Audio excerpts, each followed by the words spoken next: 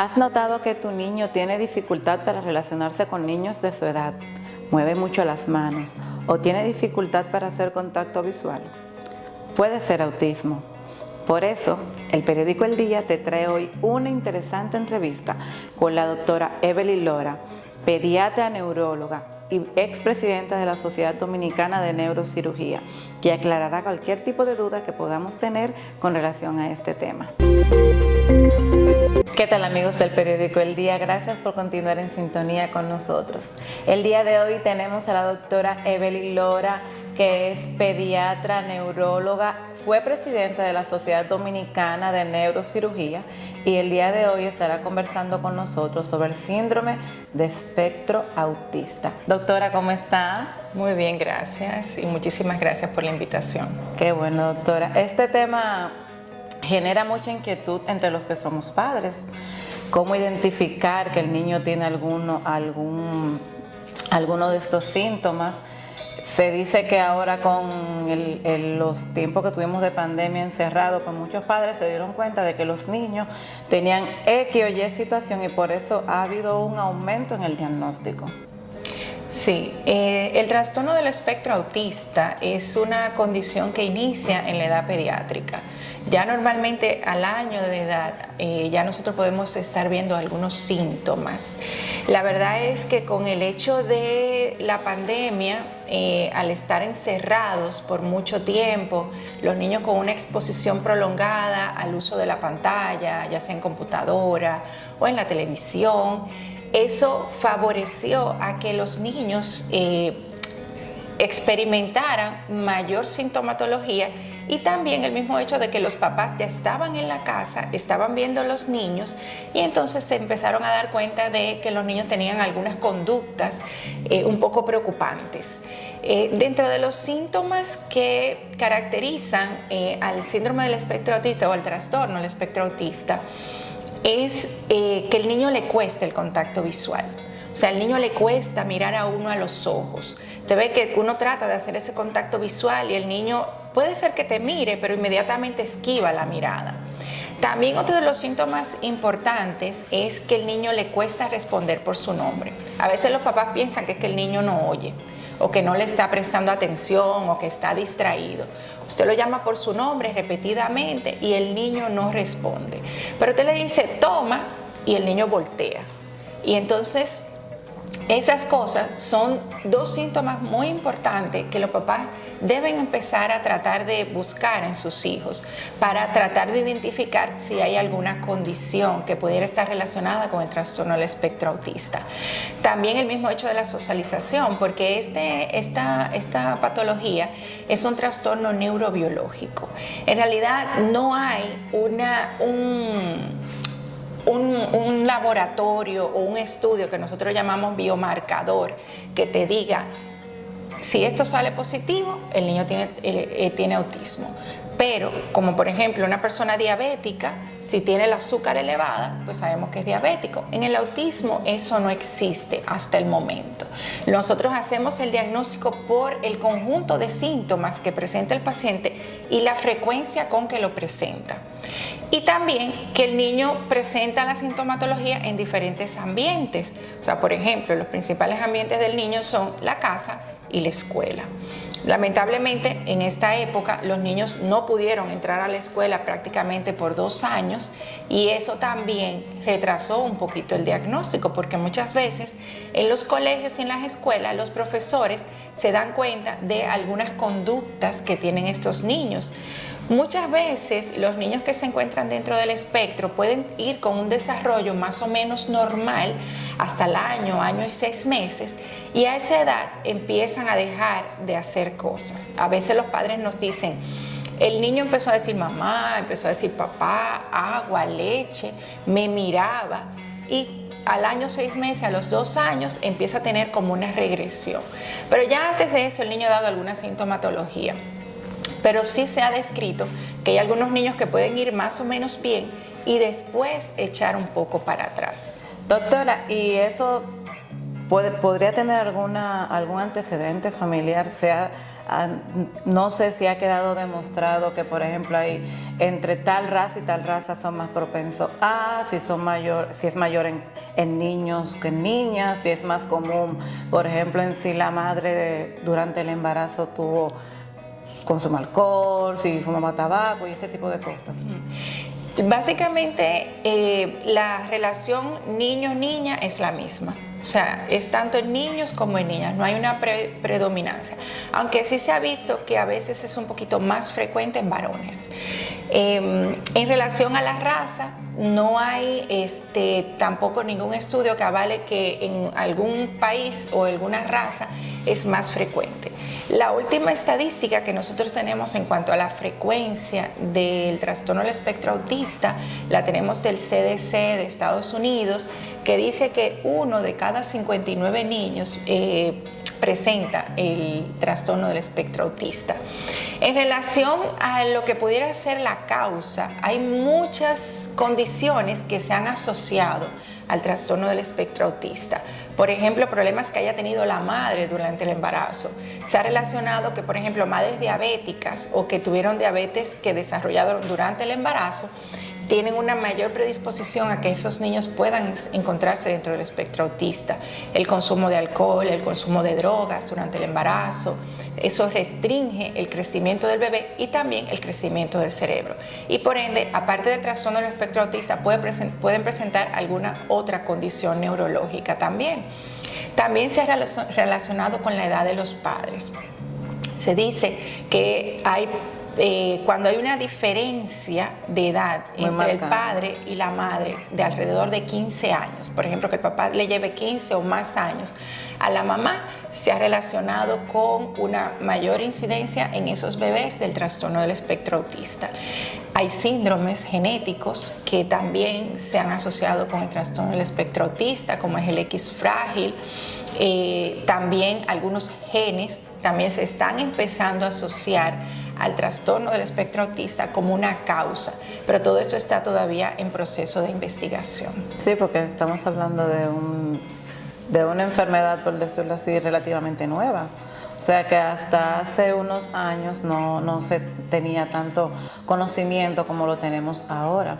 Doctor, y ya cuando tengo el diagnóstico que sabemos que mi niño es autista, ¿qué hacerlo? ¿Cómo tratarlo? Porque es una condición que lo acompañará el resto de su vida.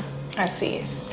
Lo importante es tratar de identificarlo temprano. Mientras más temprano nosotros hacemos el diagnóstico, pues mucho mejor es la respuesta del niño.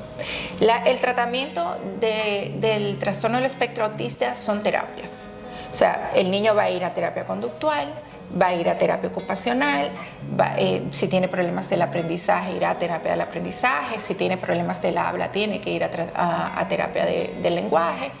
También la terapia de la socialización, porque otra de las cosas también que pueden presentar estos niños es que le cuesta relacionarse sobre todo con sus pares, es decir, con niños de su misma edad.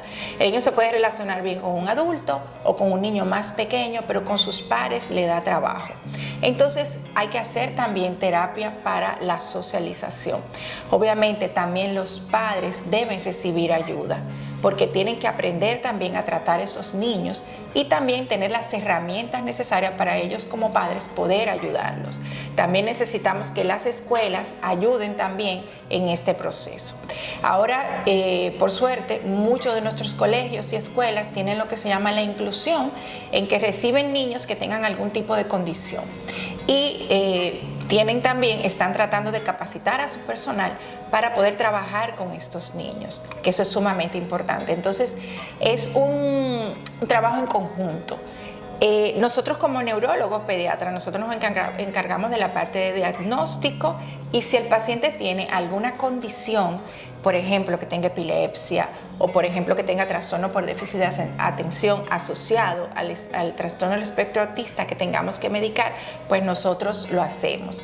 Pero la base del tratamiento es terapia y seguimiento ya obviamente por los diferentes especialistas. Usted habló de terapia conductual, terapia del habla, ocupacional, social. Son muchas terapias, doctora, y Así eso es. representa una carga económica bastante fuerte para una familia. Vamos a suponer una familia de escasos recursos o de clase media, es un golpe duro al bolsillo. Así es. Lamentablemente, en los sitios que las personas pudieran tener acceso, la lista de espera es un poco larga para todas esas terapias.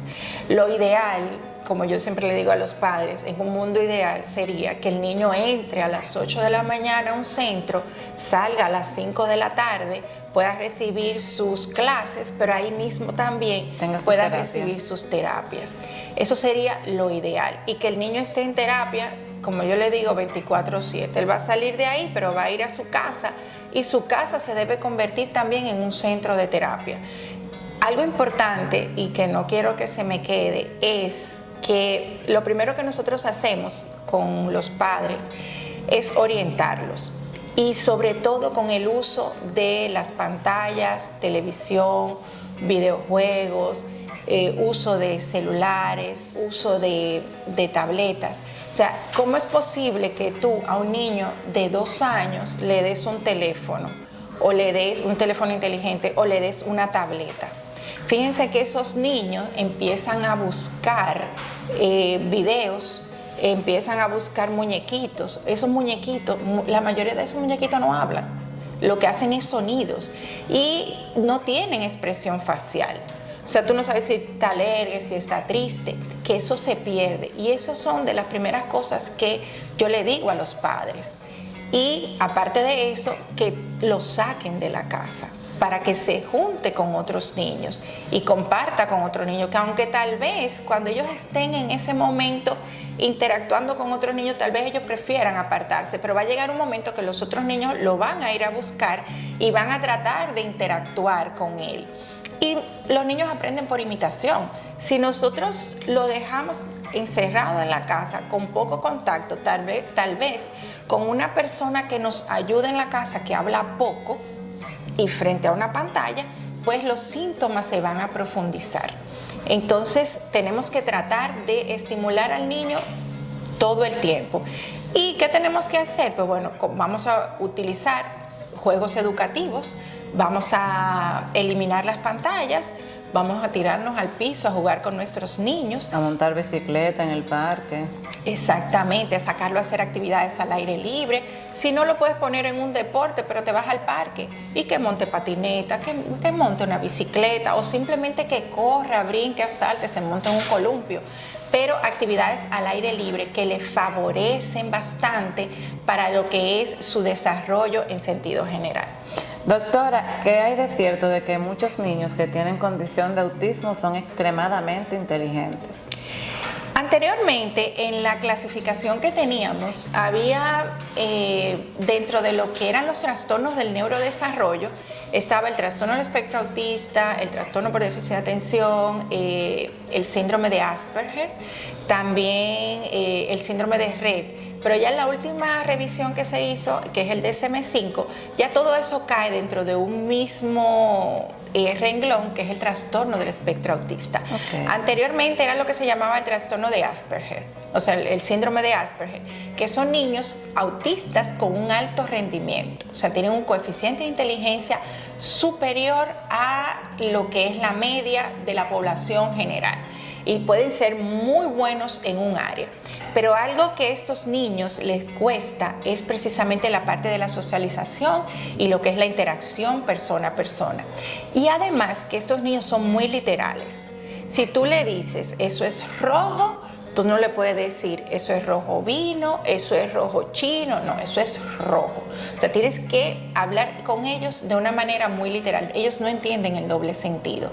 Y por eso también a veces pueden ser incapaces de entender todo lo que es esa jerga social que nosotros tenemos, y por eso también se le hace un poquito más difícil la parte de la socialización. Muchos de estos niños tienen un lenguaje que tú dices, con unas palabras sumamente rebuscadas, que tú dices, ¿cómo es que se saben esas palabras? Y es porque a veces ellos tienen intereses muy característicos. Por ejemplo, hay algunos que se saben todas las banderas. Hay otros que les gustan los carros y se saben todas las marcas de los carros y nada más viendo un carro te dice el carro, el año, el modelo y todo eso. Hay otros que, por ejemplo, les gustan los dinosaurios y te hablan de los dinosaurios. Hay otros que les gustan las estrellas, las constelaciones y te hablan mucho sobre ese tema, pero tú lo sacas de ahí y no te pueden hacer... no te pueden seguir esa parte. Entonces, ellos van a buscar la forma de volver otra vez al tema que a ellos les interesa. Volviendo al tema de la terapia, usted comentaba que las listas de espera son un poco largas. Los centros, porque por ejemplo aquí en Santo Domingo podemos ver que hay un centro acá, hay consulta privada, está el Robert Reed, se dan consultas en otros lugares, pero ¿y en los pueblos? Hacia el interior. La verdad que tenemos mucha deficiencia. Se empezó un programa que es el CAI, que es el Centro de Atención Integral a la Discapacidad, que aquí tenemos un centro en La Luperón, también en Santiago hay otro centro. Básicamente esos centros están dirigidos precisamente porque se vio esa deficiencia que había en darle respuesta a niños con discapacidad intelectual dentro de los que se encuentran los niños con trastorno del espectro autista. Entonces, pero obviamente esos centros, su capacidad está se ha sobrepasado. O sea, porque son demasiados los niños que necesitan terapia y de hecho en el CAI tú tienes todas las terapias integradas y ahí también se le da apoyo a los padres. Se iba a abrir uno en el este. Hay uno en San Juan de la Maguana también, pero no están funcionando a su capacidad total. El de aquí de Santo Domingo sí está funcionando, pero como te dije, bueno, tenemos esa limitación. Están los centros de rehabilitación que dan terapias. Hay diferentes centros de rehabilitación, no solamente aquí en Santo Domingo, sino en los diferentes pueblos. Entonces, lamentablemente no está a nivel nacional. Y los pacientes que tienen que recibir terapia muchas veces se tienen que desplazar a zonas muy distantes de donde viven para poder recibir la terapia y no la reciben y toda. eso le pone un plus al costo. Exactamente. Doctor, ¿y ya de adulto se le puede diagnosticar el autismo a una persona ya adulta? Claro que sí.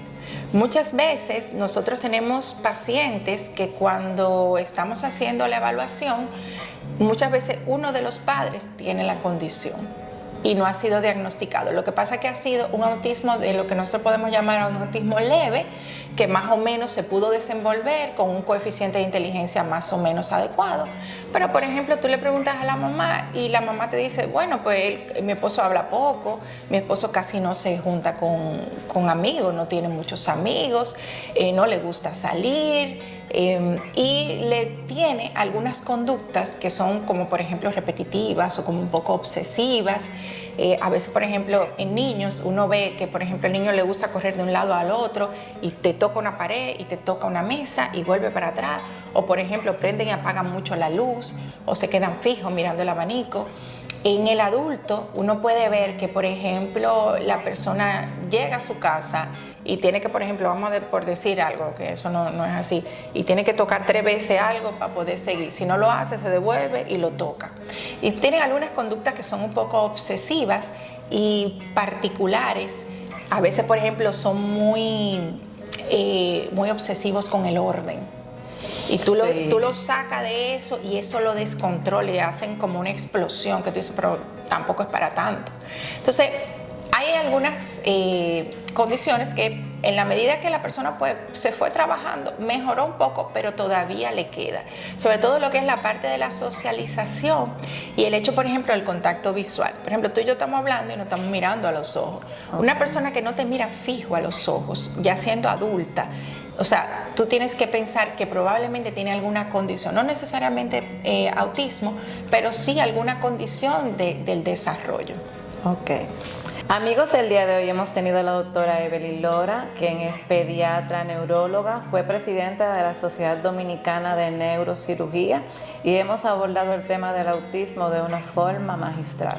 Doctora, gracias por aceptar la invitación, y a ustedes, si quieren ponerse en contacto con la doctora, ella está ubicada su consulta en el edificio B de Medicarnet, en el piso número 8, la doctora Evelyn Lora, pediatra neuróloga con nosotros. Gracias.